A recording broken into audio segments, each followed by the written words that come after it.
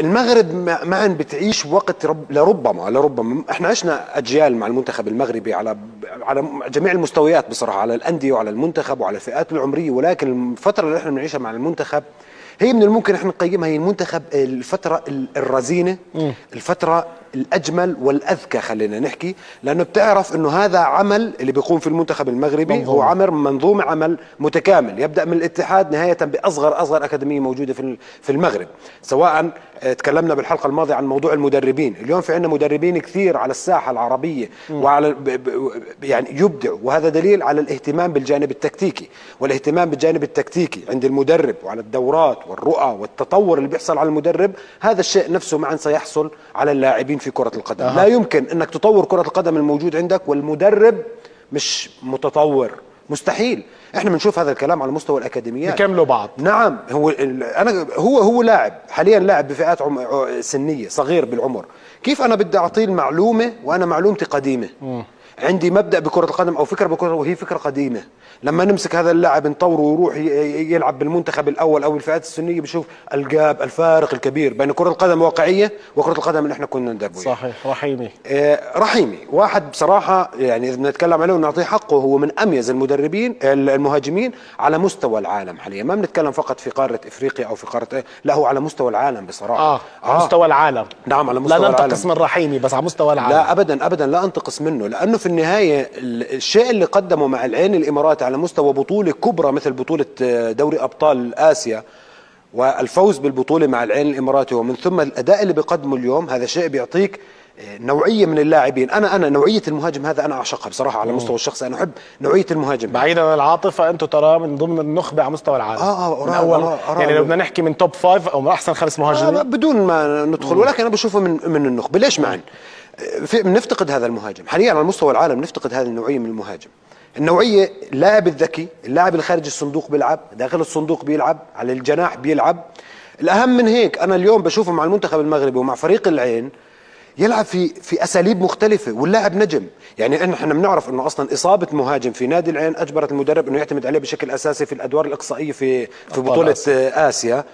والمدرب كريسبو مثلا كان يعتمد على فكره، اعتمد على فكره اخرى في اسيا، وقلنا انه هاي الفكره فقط اللي يبدع فيها رحيمي.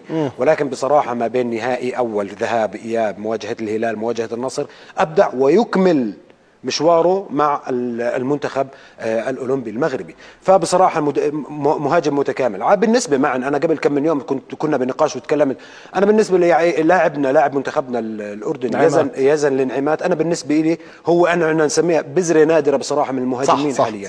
هاي صفات المهاجم مرغوبه جدا، لذلك احنا نتمنى لهم النجاح والتوفيق، ويا رب يتم استغلال هذه المواهب افضل استغلال. يا رب. هم ما شاء الله موجودين ومبدعين، ولكن احنا بنتمنى خطوه للاعلى، خطوه للامام. البطوله مثل هاي معا تلفت النظر بشكل صحيح كبير. تسلط الضوء على المواهب الاولمبيه. يذهب الى 18 دقيقه. على اي حال، اليك محمد حلمي راشد، تابعنا تألق مغربي ومصري في الدور الاول، وتحسن نسقها التدريجي بشكل تصاعدي من تعادل الى فوز بالكاد على اوزبكستان. بعد ذلك الاختبار الاصعب كانت له بالمستوى المنتظر مصر. المنتخب المغربي هو الآخر، بدأ بداية قوية أمام الأرجنتين، وهو اليوم مدعو لملاقاة منتخب الولايات المتحدة الأمريكية. أسمع منك عن حظوظ المنتخبين العربيين، ونبدأ بالمغرب في مواجهة الولايات المتحدة. بشكل عام هي مسار المنتخبات في البطولات المجمعة أن يكون مستوى تصاعدي، إلا في حالات نادرة أن يكون المنتخب جاهز بشكل تام، فيظهر لك من المباراة الأولى للمباراة الأخيرة وهو بمستوى قريب من بعض، مستوى عالي. نقدر نتحدث عن هذا، يعني نتجه للمنتخب المغربي بهذا الوصف بشكل خاص، لأنه منتخب المغرب مختلف عن منتخب مصر.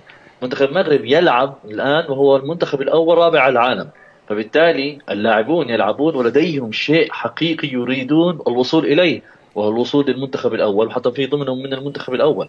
وحتى نوعية اللاعبين التي تم استدعائهم لتمثيل المنتخب المغربي كانت مدروسة جيدا. يعني المراكز التي يلعب بها اللاعبون الأساسيين مفيدة جدا في الديناميكية التي يستطيع أن يتعامل بها المدرب وتغيير شكل المنتخب. وبالتالي لهذا لاحظنا أنه دائما الطرف الأفضل في المباريات هو المنتخب المغربي.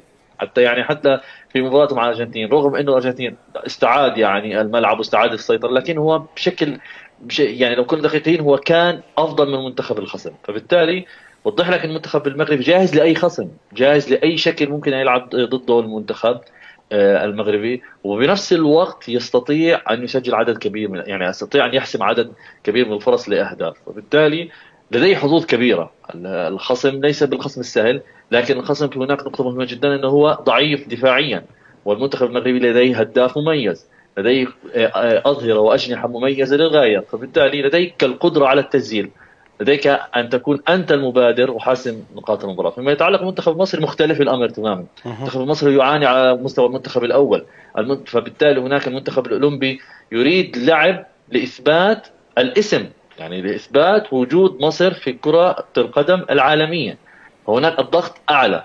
لكن الأمر الجميل جدا أن المدرب البرازيلي تعامل مع اللاعبين بشكل رائع، يعني وصلهم رسالة انك انت الان جاي تمثل البلد، انت العب بدون اي ضغوط. هاي نقطة كانت مهمة كثير وانعكست على ارض الملعب، وحقق المنتخب فوز مهم جدا.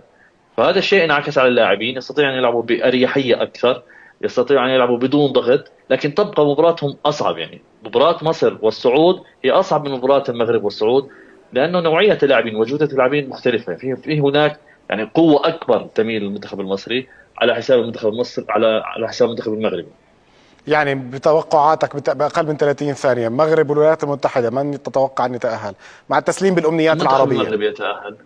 أوكي. نعم، المنتخب المغربي يتأهل. المنتخب المصري ممكن يعني أن يخرج بضربات الترجيح، ممكن يعني